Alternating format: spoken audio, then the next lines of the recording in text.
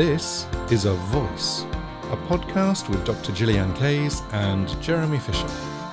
This is A Voice. Hello and welcome to... Sorry, I'm going to have to do that again because I was just about to cough. Hello and welcome to Season 7, Episode 1. The podcast where we get vocal about voice. I'm Jeremy Fisher. And I'm Dr. Gillyanne Kayes. And today's topic is classical versus musical theatre. No, isn't it musical theatre versus classical? Well... Oh, okay. It's a corker. We have had such fun putting this together. We have had people emailing in their answers. We've had people recording questions for us. So this episode is packed. Please stop emailing us now. Okay, so we're going to start with full disclosure, which is where we come from. And I think this is important because there are many singing teachers and vocal coaches in our situation. Where we are coming from is as classically trained musicians. I was a classically trained singer, whatever that means. Let's not go there just yet. And performer. And both of us sidestepped into working in musical theatre. Well, when I started, I had, piano lessons from the age of 6 or 7, and I was full on classical. As far as I was concerned, ragtime and Scott Joplin was the devil. So I played entirely classical all the way through, mostly all the way through college as well. So by the time I was 21, I was still really fully on the full classical thing.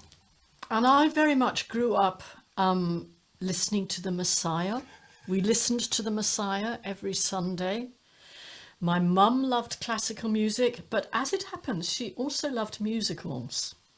And I will say something about how it is possible to grow up with an idea of what is the correct way of singing and certain soundscapes. So even when I was young, one of the first things I remember from my musical background is singing the I Hear Music duet from Call Me Madam. And I used to sing the tenor role. It's one of the ways I learned to sing in harmony. And Mum would sing Ethel Merman. And she used to say, now, Gilly, you mustn't do this one because this is not good singing. And to be fair... I told you that one before? You have, yeah. To be fair, my brother was very into Deep Purple, Pink Floyd and all of that sort of rock stuff, so I had that around me as well. But as a musician, training as a professional musician, I purely did classical. What then happened was that I decided that I loved working with singers and I loved working with people on stage. So I went into opera for about 3 or 4 years as a repetiteur and then moved across to musical theatre, and this was the late 80s, and I've actually worked in musical theatre ever since. I still do classical accompaniment work. In fact, I'm doing a concert next week. But where my main thing is a musical theatre MD. That's so interesting. As a teenager and going forward into my early 20s, like most people, I listened to the popular music of the day and enjoyed the popular music of the day. Particularly bands like Pink Floyd and all of that, that material was wonderful to me. But I think I'd been raised very much to sort of do it properly and to be trained properly as a singer. And I also had musical training, played piano and violin as well, and I did a music degree. But when I was growing up, doing it properly was always classical. Now the sidestep happened almost by mistake because I was asked to go and work at a drama school, and I'd always loved drama. And suddenly there was this whole new world. So that's where we're coming from. And I think as such, like I said earlier, we represent quite a lot of the teaching community. So I hope that what we've got to share with you today is going to be really helpful to you. And in fact, somebody on SpeakPipe has actually asked this question or made this comment. I'm just wondering whether we should go straight there. I think we should go straight there. So this is Charlotte Mendley.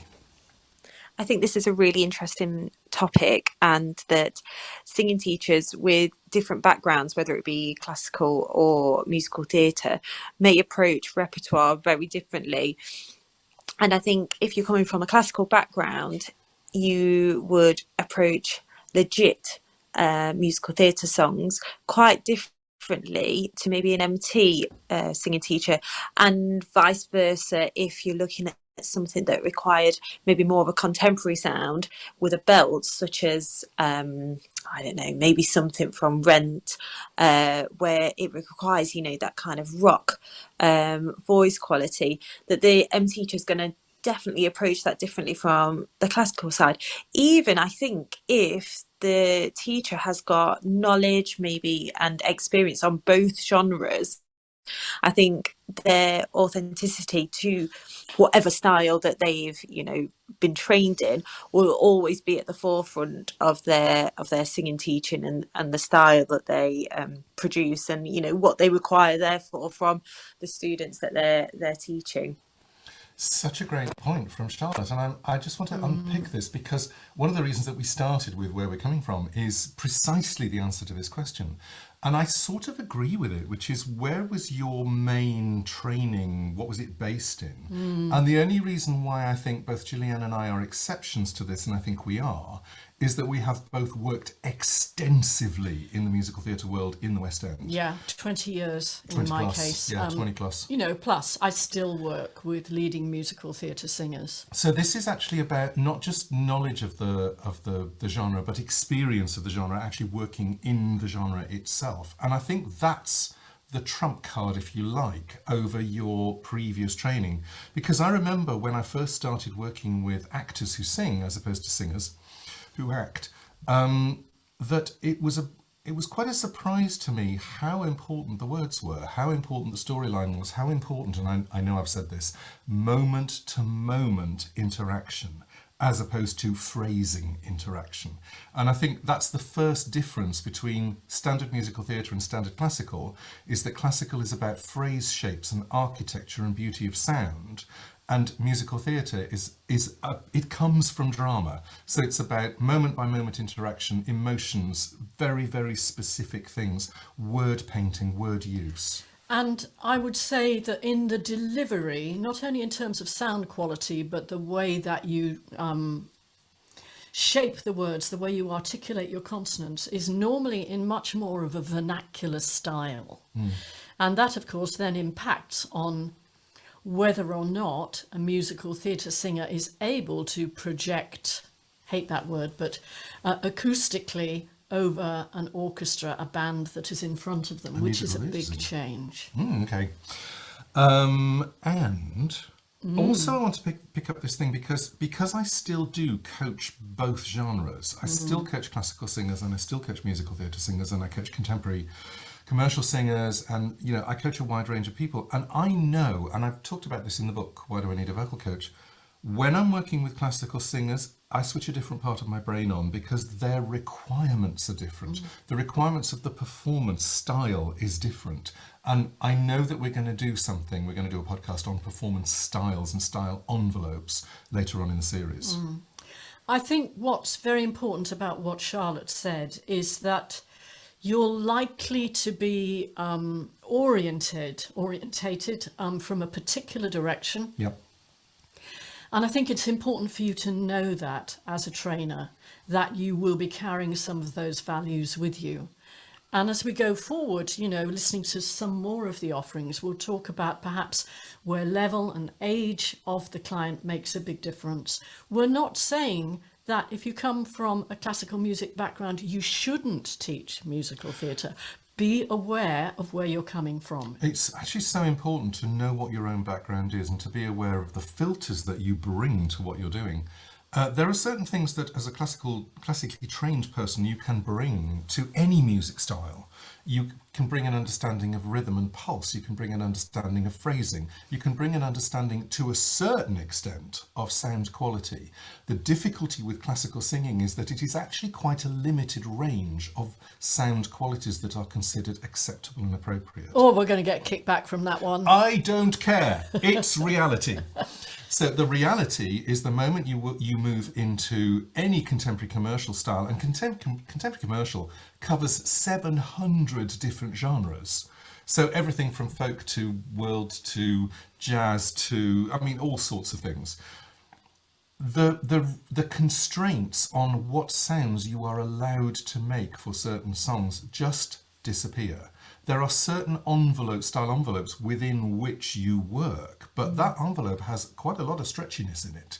You know, you can hear somebody recording the same song in 4 or 5 completely different ways, and all of those styles work. Once you get into classical music, and I'm going to go opera and art song because those are 2 of the big ones in the Western classical world. You have certain constraints. You have an orchestra, you're unamplified, you have to get that sound across, and that really requires that you sing on vowels, because vowels are the carrying power, if you like, of singing. The moment you have a microphone, you don't need to do that, and I want to be really specific about this. When you are training as a classical singer, you are training to make your voice bloom, to have its most beautiful, extreme resonant sound about 20 meters away from you.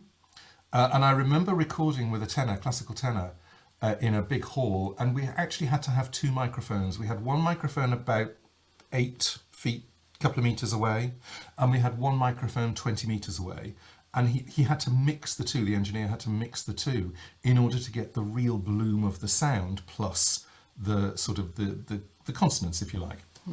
If you are working with a microphone, you gear your sound to bloom within a couple of centimeters of your mouth, because the microphone is there. The microphone is acting as the audience's ear. So even the way that you produce and project your sound has different requirements the moment you move from acoustic to mic'd. I think that's a very good point. I feel quite strongly about that. Yes. And particularly with musical theatre as it is now. Well, why don't we... Thank you for that comment, Charlotte. Charlotte's I think great. it was very insightful of you. Where should we go next? We've got another one, haven't we? Did we think we would listen to Should Lorraine? we go to Lorraine? Yes. Okay, this is Lorraine Worley. I'm Lorraine Worley. So musical theatre versus classical. In my experience, I've found that to start young singers, it doesn't matter what genre you choose. The basics are the same. In fact, the early grades in either the Trinity or the ABRSM are a mixture of styles anyway. And I'm doing both genres at the moment and finding for young singers, in many ways, the standard repertoire is better because it's not so low. But either way, it doesn't matter. I think it's important to go very slowly to allow the voices to grow naturally and to allow things to develop when more range is available, usually around 15 to 16. So, you know, if you go on a steady path and teach musicianship and all the things that you're going to need later, and lots of sight reading work to integrate the whole process, then you can start to diversify a bit later on or even a bit before. But, you know, for vocal learners, i.e. humans, exposure to head voice sounds is actually very important, I find. So even throwing in a few recordings. So apologies to Lorraine there. We only have 90 seconds. She on probably speak had time. more to say. Yes. Well, now this is very interesting. And I was writing a few notes. It doesn't matter what genre they sing. The basics are the same, which I'm going to pick up on a minute. Musicianship and reading, as in sight reading, are important skills. And she's talking about working with young singers. I'm going to position myself over there where Lorraine is, because I think many singing teachers actually carry a similar view, hold a similar view, and ask the question, we're looking at developing a voice, a young voice, and to be fair, Jeremy and I have not worked with people under 10. So if a teacher is working with young students and going through into their teenage years, how important are these basics and what are they? What are the basics? Because if they're singing in different genres, we still need to know what those basics are. Range obviously was mentioned, development of range and going slowly. That sounds good. So I'm going to put 2 performances side by side for a 9-year-old boy. Amal and the Night Visitors, which I sang when I was 9, because I was a classical treble, and Matilda, one of the roles in Matilda. and they are essentially for the same age. The thing is, which type of training is going to work for both of those? Because honestly, I can't really see it. If you're going to sing a lead role in an opera and you're going to sing a lead role in a West End musical at the age of 9, and those voice productions are very, very different, and the requirements for the job are very different, I don't really see a technique that will cover both of those to that level. And I think that's also important. We're talking to that level. You're talking about level as opposed to working with young people, let's say from 10 to 18. Sure. And exploring different genres, making sure that they're having fun, that they're maybe acquiring musical and expressive skills and an enjoyment of different genres. And I suppose the question is there a basic technique? Can I go there now? Sure. Is there a basic technique that is genre neutral? If so, what would it be? It's a really good question. Answers on a postcard, please. Or if you want to come on to speakpipe.com/vocal process and let us know, we would love to know that. I've got to tell you that when I was doing my PhD in the very early stages, and I was having one of my supervision sessions with Professor Graham Welch, and we were talking about the song material that we might use for some of my investigations. And I said, oh, well, what I'd like to do, why don't we find a genre neutral song? I didn't spot the raised eyebrow. I said, they could all sing something like Somewhere Over the Rainbow. And he turned and gave me a hard stare and said, there is no such thing as a culturally neutral piece of music. Isn't that an exciting statement? I went into shock. I remember coming home feeling quite frustrated. But of course, by the time I'd finished the PhD, I knew this. So this is just because I was looking at different genres, musical theatre and classical, amongst other things. But I mean, we might talk about the research outcomes later. Yeah, isn't that interesting though? Because in reality, music is just dots on a page, going left to right and up and down. That's really all it is. And then with sticks and dots to show you how long each note is. That's really all it is. And that's assuming you come from a background that says you write it down at all, yes, which we now know is very much, from a Eurocentric Western lyric perspective. So, is there such a thing as genre-neutral music? And the answer is, well, of course there is, because it's written down, if you like. But the moment you take it off the page, the moment you perform it, the moment you sing it, you are, if you like, imposing your own genre expectations on it. And you're bringing your own cultural background with you, which we should do, maybe your geographical region, the expectations of your audience, all of those play a part. And it's, he was spot on. So you could such thing. You could say that there is such a thing as genre-neutral music as long as it is never heard or played or read. It just exists in a piece of paper somewhere in space. That would be genre-neutral music. I'm so interested to hear your perspective because I threw this at him, everybody. I never heard that. But yeah, that's really interesting. The moment, even if you're reading if you're a music reader and you read the music and you hear it in your head, you will still hear it through your own filters, through the filter of some expectation that you have about that music. It's very interesting. It's one of the things that I like doing is looking at music and going, what are the style expectations that I hear? What are the style expectations that I expect, if you like? And I like the idea that I love it when people change style on me. I love it when you bring, I love all of this mixing and matching and, when you meld styles together, I think it's amazing. Mix it up. Yep. So, that was that. That was fun. Thank you for that, Lorraine. Yes. Because it was really good to speak about that. Now, where should we go next? I want to talk a bit more about knowing where you're coming from. Okay. Because I think that if you aren't aware of where you're coming from, the beliefs that you have, which are beliefs, by the way, they're not facts, the beliefs that you have about how something should sound or how it should look or what situation it should be put in or who is allowed to sing it or not, these are all expectations, they're beliefs, but they aren't fact because music is just dots on a page. in Western lyric. And again, you're talking about filtering or what is often called centering nowadays. Yes. You know, where have you centered yourself? And one of the things you learn when you do research is that you learn to position yourself as a researcher. What is your background? What are the perspectives? And to open out looking from other angles. It's huge. Actually, it's a very important skill as a human being as well, because if you can center yourself alongside someone else, then you can see and understand and feel their perspective on something, and therefore their take on something. I think where it gets problematic is when you aren't aware that centering is a thing. That what you see is, this is my world, and my world is my truth, and my truth is everybody else's truth. And that's a problem, because it isn't. Can I give an example? When Singing and the Actor was first released back in 2000, I think it was the very first review I received. And I'll try and remember the wording, because on the back of the book it said, classical vocal training is no longer suitable for the musical theatre singer. Still believe that. This was quoted right at the beginning of the review.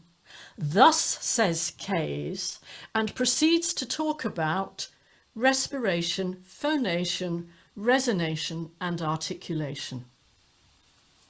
Like it was like you weren't allowed to, or Like- it was some evil thing. But like those are classical. Now, to be fair, it was 23 years ago.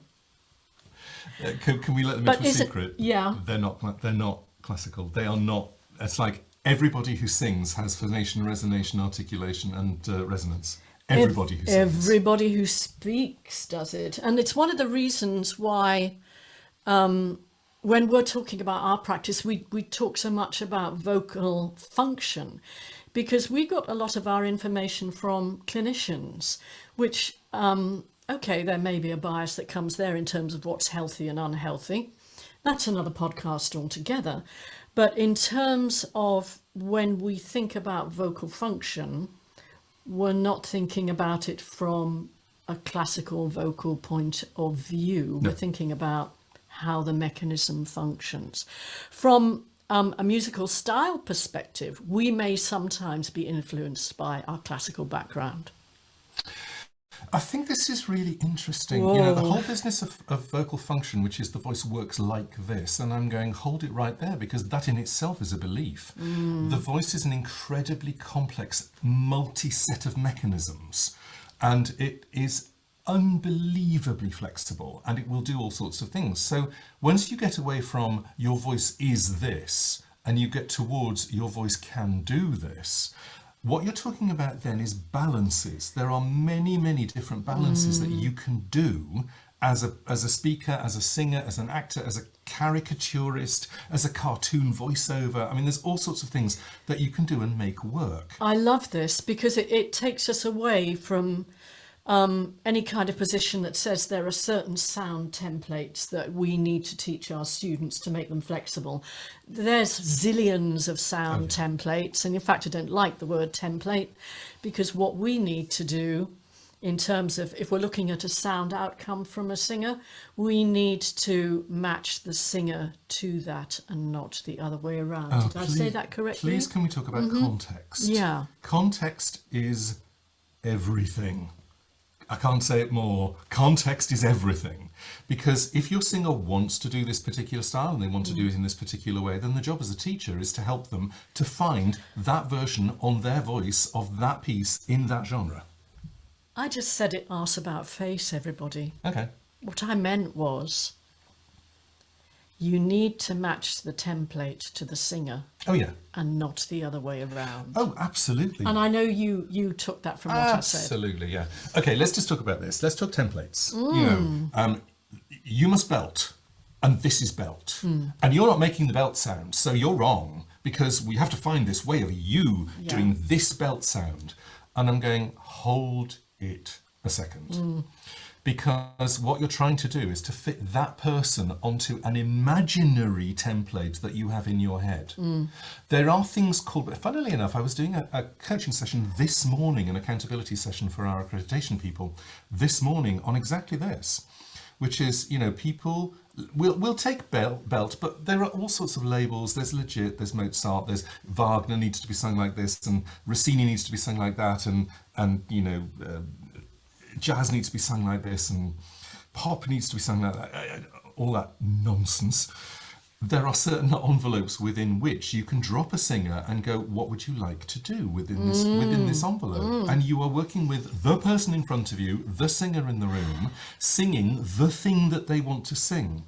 There is something about singing which is, please can we sing the things that we want to sing? The job of a music teacher or a voice teacher or a singing teacher is to help that person to get to the place where they can sing the thing that they want to sing. And I'm going to use the word healthily or safely. As in sustainably or for that. repeatedly Yeah. without damage. That's really what it's about. I know that some people are even objecting to the word healthily.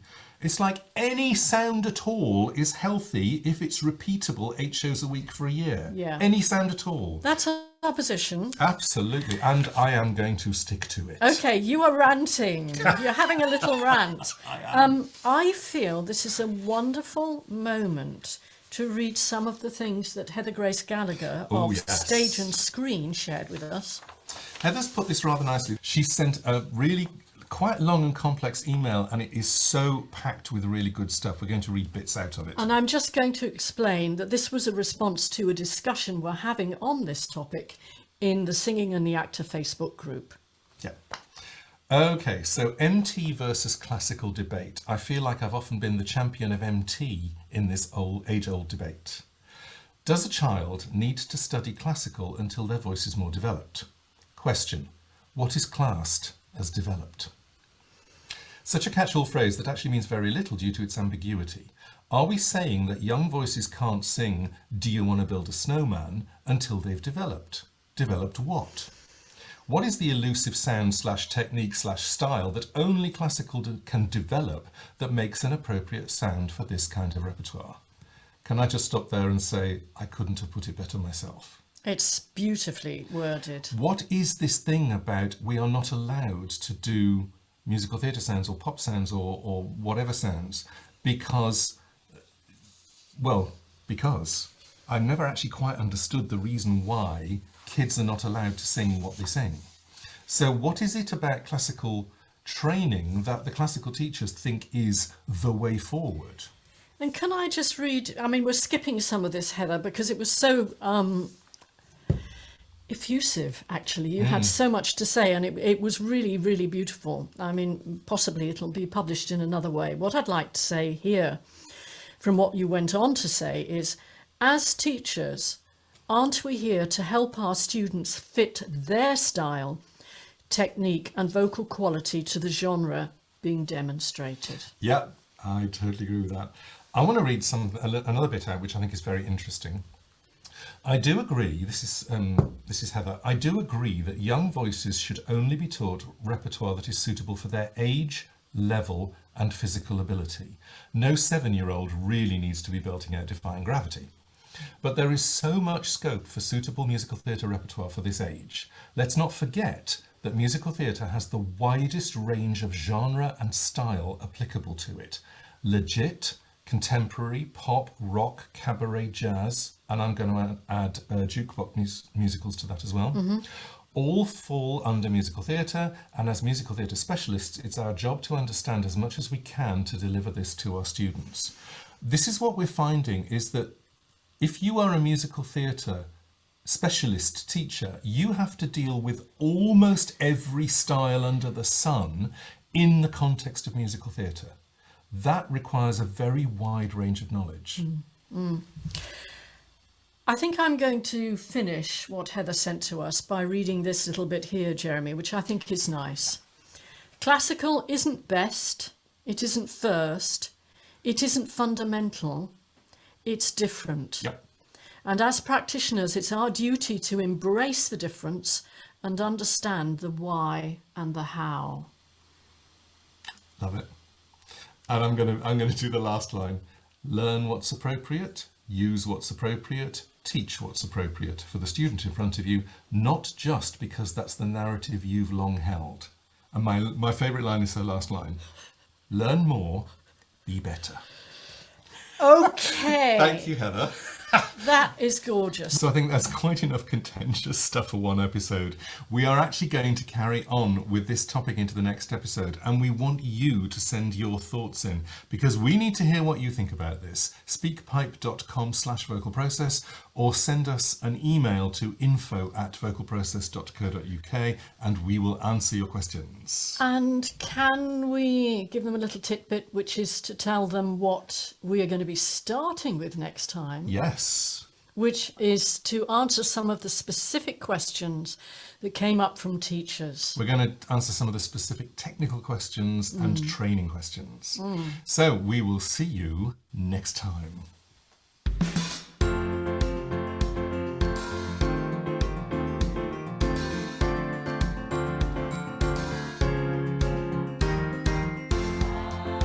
This is A Voice, a podcast with Dr. Gillyanne Kayes and Jeremy Fisher.